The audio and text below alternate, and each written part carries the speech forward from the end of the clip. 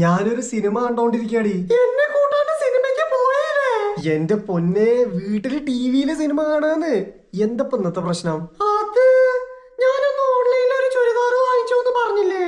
ആ, കയ്യില് കിട്ടിയപ്പോ ഫോട്ടോയില് കണ്ടത്ര ലുക്ക് ഇല്ലടാ. ഈ ഓൺലൈനിൽ കാണുന്നതൊക്കെ പറ്റിക്കൽസാ. കാണുമ്പോഴുള്ള ചന്തം കിട്ടുമ്പില്ല. ആ അതെനിക്ക് പണ്ടേ മനസ്സിലായതാ. ഞാനും പറ്റിക്കപ്പെട്ടിട്ടുണ്ട്. നിനക്കും അനുഭവം ഉണ്ട് അല്ലേ? പിന്നെ നിന്നെ ആദ്യമായി നേരിൽ കണ്ടപ്പോഴാ പറ്റിക്കപ്പെട്ടു എന്ന് മനസ്സിലായേ. സംശയം ഉണ്ടായാലും ആ ഫോൺ എടുത്ത് നിന്റെ DP ചേർത്ത് പിടിച്ച് കണ്ണാടിയുടെ മുന്നിൽ വെച്ച് നോക്കി നോക്ക്.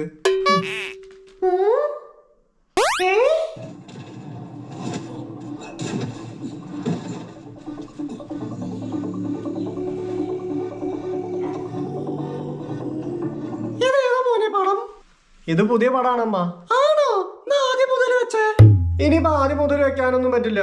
അതെന്താ വെച്ചാല് ഇത് മറ്റേ OPT യിലുള്ള സിനിമയല്ലേ?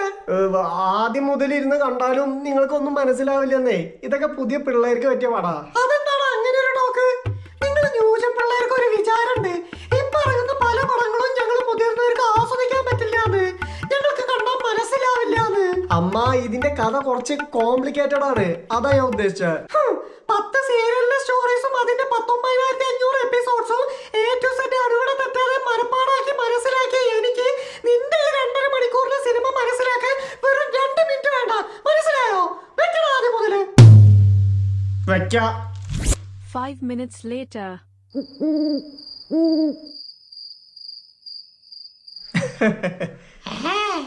ഇതിലെന്താ പത്ര കിണിക്കാള്? ഡാർക്ക് ഹ്യൂമറാ. എനിക്കൊന്നും ഒരു കാര്യം മനസ്സിലാവുന്നില്ല.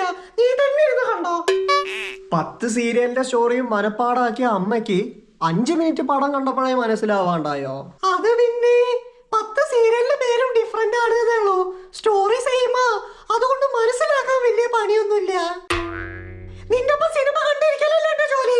എനിക്കപ്പുറത്ത് വേറെ പണിയുണ്ട്. നീ തന്നെ കണ്ടോ ഈ ഒരക്കലും മൂട്ടിലെ പടം? ഓരോ പടം വെച്ചിരിക്കാൻ ചെക്കൻ. ശരി, ഇതിപ്പോ ഞാൻ നിർബന്ധിച്ച പോലെ ആയല്ലോ. എന്താ